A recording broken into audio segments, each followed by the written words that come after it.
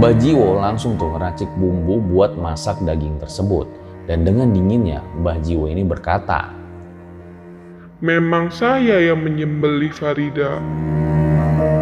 barulah sehabis itu tubuh mungil dari Farida ini diiris-iris dan dipotong-potong menjadi 79 bagian.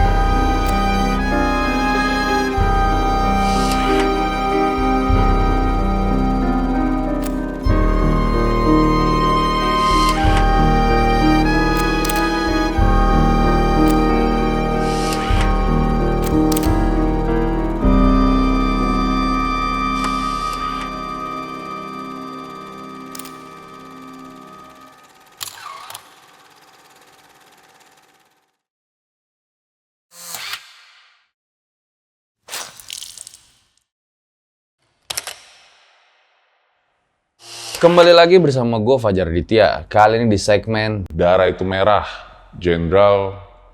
Dimana dalam segmen ini setiap Sabtunya gue tuh bakal ngebahas mengenai tragedi-tragedi, sejarah, dan juga the untold story yang pernah terjadi. Nah, di episode kali ini gue akan bercerita tentang salah satu kasus pembunuhan sadis yang pernah terjadi di Indonesia. Di mana pembunuhan ini tuh dilakukan oleh seorang nenek-nenek yang mungkin nggak pernah kita duga melakukan pembunuhan sadis terhadap seorang anak kecil. Di mana selain dibunuh, anak kecil ini juga dimutilasi menjadi 79 bagian.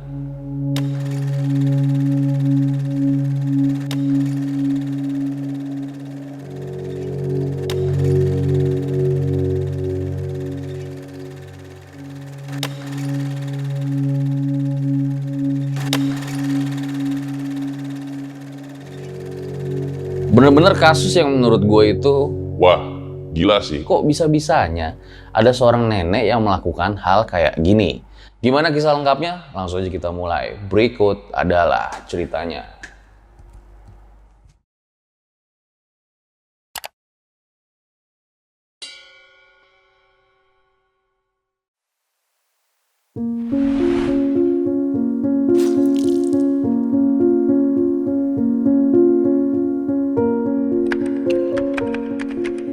Probolinggo, Jawa Timur. Tinggallah sebuah keluarga bahagia yang terdiri dari ayah, ibu, dan seorang anak kecil yang berusia 5 tahun. Nah, biasanya seorang anak itu pasti jadi harapan ya bagi kedua orang tuanya. Sama nih, kayak di keluarga ini.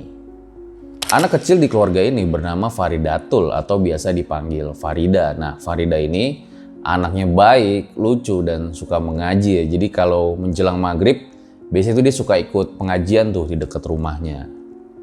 Dan dia tuh biasanya pulang lagi ke rumah itu abis isya ya sekitar jam 8 malam lah. Dan kegiatan ini pun dilakukan secara rutin olehnya. Ini termasuk hebat juga ya karena gue seumuran dia tuh biasanya rutin main PS. Abis itu tidur.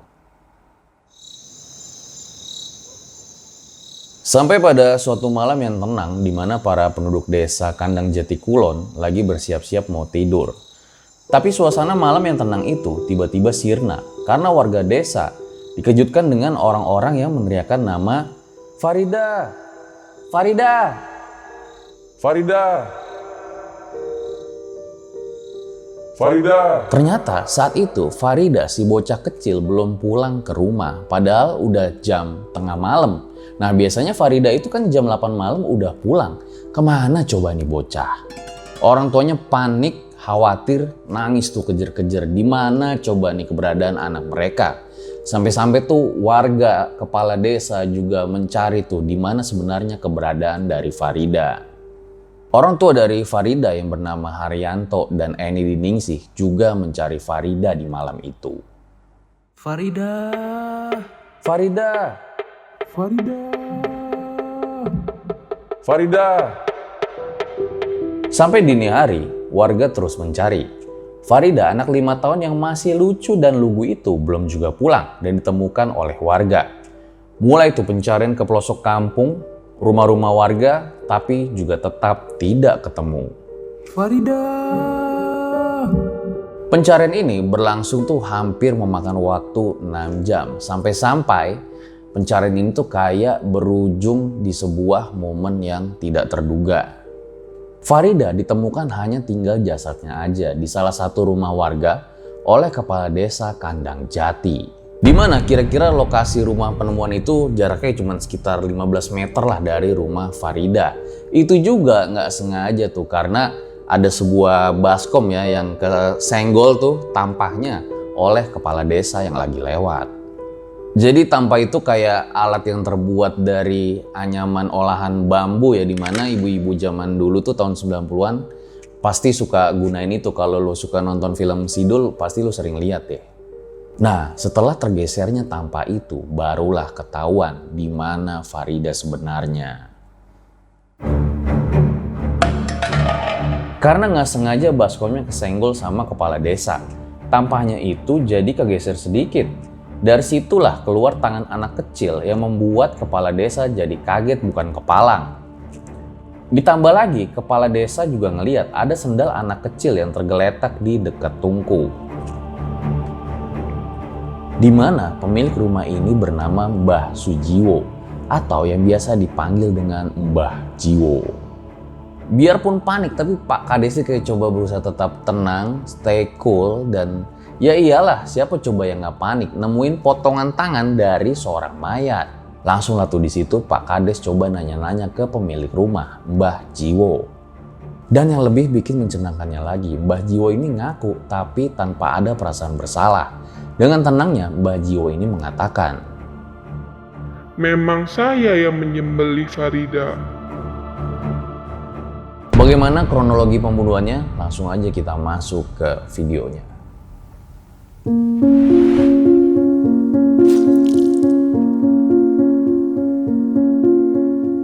Mbah Jiwo, seorang nenek-nenek yang sebetulnya tuh kayak nenek-nenek aja pada umumnya. Tapi pengakuan dari Mbah Jiwo inilah yang bikin banyak orang itu jadi geleng-geleng kepala.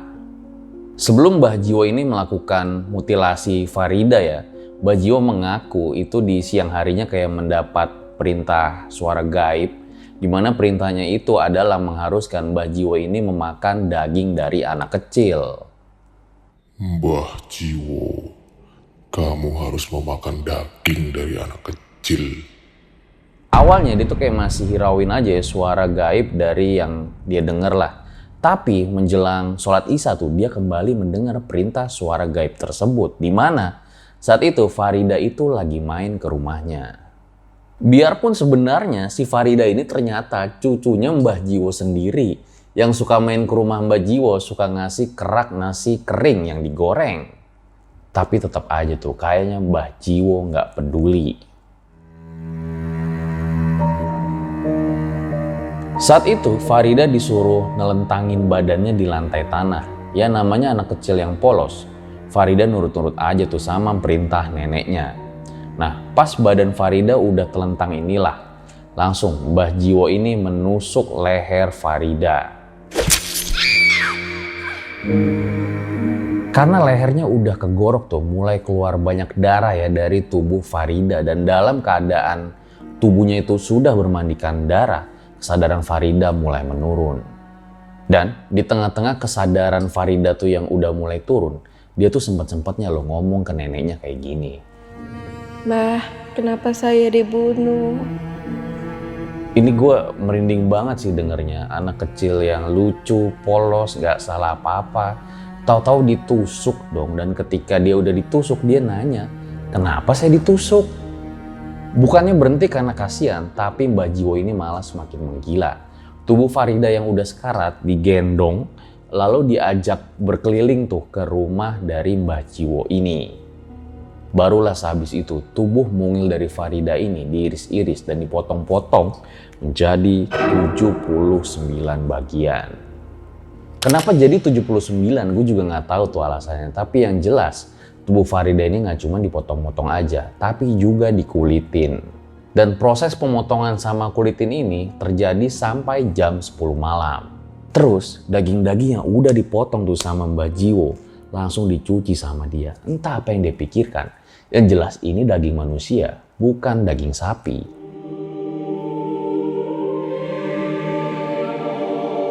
Mbah Jiwo langsung tuh ngeracik bumbu buat masak daging tersebut. Dan dengan dinginnya, Mbah Jiwo ini berkata, Pokoknya saya bisa pesta dengan iringan lagu dangdut. ini ngeri banget sih kalau lu punya nenek kayak gini, di mana Mbah Jiwo ini nggak punya perasaan bersalah, menyesal telah membunuh cucunya sendiri. Kira-kira apa penyebab Mbah Jiwo tega melakukan hal ini?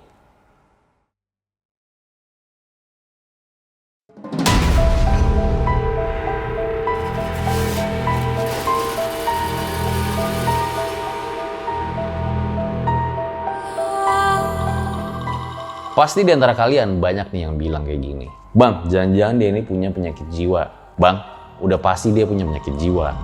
Ya karena emang lagi-lagi dia tuh bisa melakukan perbuatan sesadis itu ke cucunya sendiri tanpa perasaan bersalah. Dan kalian itu memang benar. Ternyata kejiwaan dari Mbah Jiwo ini memang terguncang. Dimana penyebabnya itu adalah kematian kakaknya 20 tahun yang lalu. Dan semenjak saat itu, Mbah Jiwo ini sikapnya mulai berubah. Nah, kelakuan Mbah Jiwo ini malah jadi aneh. Misalnya, dia tuh kayak suka nyegatin tuh orang-orang yang lagi lewat depan rumahnya. Dan dia juga suka tuh mukulin ibu sama anak perempuannya yang lewat depan rumahnya. Lah ini kok mirip-mirip si Wirjo. Karena ulahnya yang bisa dibilang mengganggu dan cukup meresahkan warga ya, Mbah Wijo ini sampai pernah dimasukin ke dalam sebuah bak mandi ya. Padahal ini nenek-nenek loh.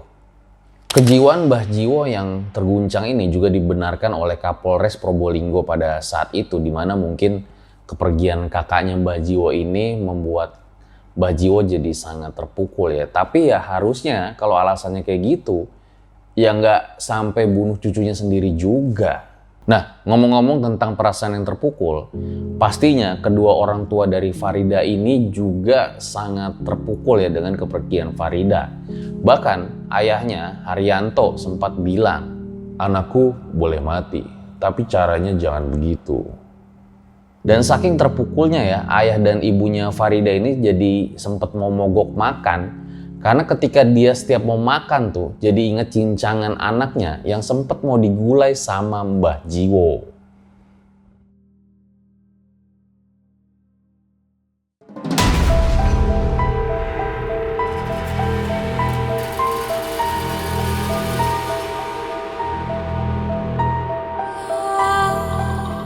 Nah, seiring berjalannya waktu, peristiwa pembunuhan balita ini yang dilakukan oleh Mbah Jiwo jadi urban legend ya di tempat tersebut, dimana suka digunain tuh sama orang tua untuk nakutin anak-anaknya. Jadi kalau ada anak susah dibilangin tuh buat pulang sehabis maghrib, biasanya orang tuanya tuh nakut-nakutin.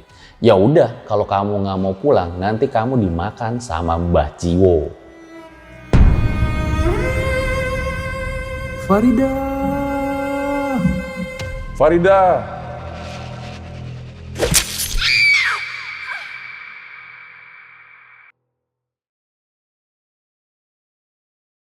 Itu dia guys, sebuah peristiwa pembunuhan sadis ya yang pernah terjadi di Probolinggo, di mana nggak diduga-duga tuh dilakukan oleh seorang nenek yang membunuh cucunya sendiri.